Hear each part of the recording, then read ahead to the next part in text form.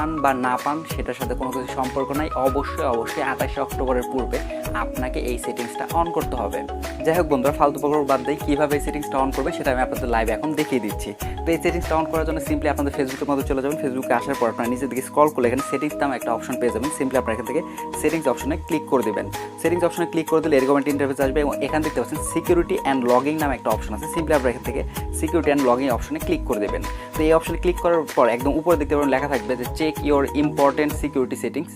তো আপনারা সিম্পলি এখান থেকে চেক ইওর ইম্পর্টেন্ট সিকিউরিটি সেটিংসের উপর ক্লিক করে দেবেন।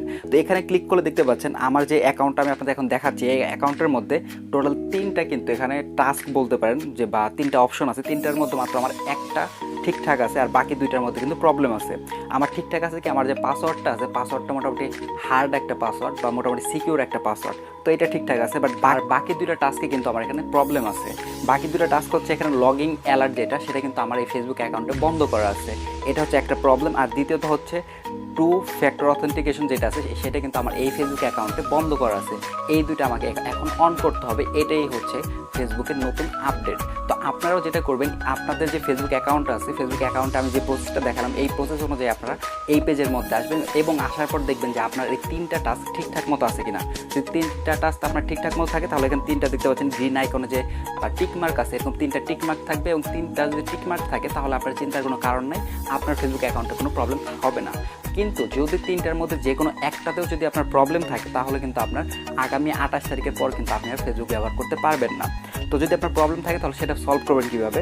তো সেটা সলভ করার জন্য দেখতে পাচ্ছেন এখানে লেখা আছে ফিক্স নাও। তো সিম্পলি আপনার এখান থেকে ফিক্স নাও অপশনে ক্লিক করে দেবেন। তো ফিক্স নাও অপশনে ক্লিক করার পর এখন তারা বলতেছে যে আমার নোটিফিকেশন অ্যালার্টটা অন করার জন্য। তো আমি সিম্পলি এখান থেকে নোটিফিকেশন অ্যালার্টটা অন করে দিলাম। তো তারপর আমি একটু ব্যাক চলে যাই, দেখি আমার এটা হয়েছে কিনা। হ্যাঁ, দেখতে পাচ্ছেন আমার এটা অন করার সাথে সাথে কিন্তু এখানে টিকমার্ক চলে আসছে। তো এখানে আমার আর একটা বাকি আছে, এটা আমি অন করে দিই, তাহলে কিন্তু আমার টোটাল প্রবলেমটা সলভ হয়ে যাবে। তো এখানে সিম্পলি আমি এখানে গেট স্টার্ট অপশনে ক্লিক করে দিচ্ছি। এখানে দেখতে পাচ্ছেন 2 ফ্যাক্টর অথেন্টিকেশনের জন্য টোটাল কিন্তু 3টা অপশন আছে। 3টা অপশন ব্যবহার করে কিন্তু আপনি এখানে এই সেটিংসটা অন করতে পারবেন। তাহলে ফার্স্টে ক্লিয়ার করি যারা আসলে নতুন এই জিনিসটার সাথে পরিচিত না, যে 2 ফ্যাক্টর অথেন্টিকেশন এই জিনিসটা আসলে কী। এই জিনিসটা হচ্ছে একটা সিকিউরিটি সিস্টেম। আপনি কোথাও যখন লগ ইন করবেন, আপনার দেখা গেছে ইমেল দিলেন, তারপর পাসওয়ার্ড দিলেন, তারপরও যখন আপনি লগ ইন অপশনে ক্লিক করবেন আপনার কাছে একটা এক্সট্রা কোড চাইবে।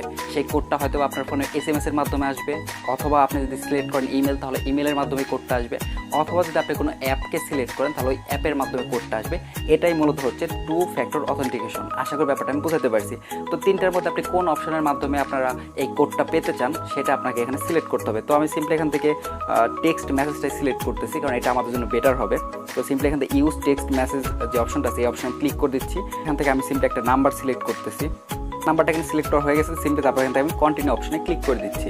বন্ধুরা দেখতে পাচ্ছেন আমার ফোনের মধ্যে কিন্তু একটা কোড চলে আসছে। ফেসবুক থেকে আমাকে একটা কোড পাঠাইছে। কোডটা হচ্ছে 259765। তো আমি সিম্পলি আমার এই কোডটা এখানে আমি টাইপ করে দিচ্ছি 259765।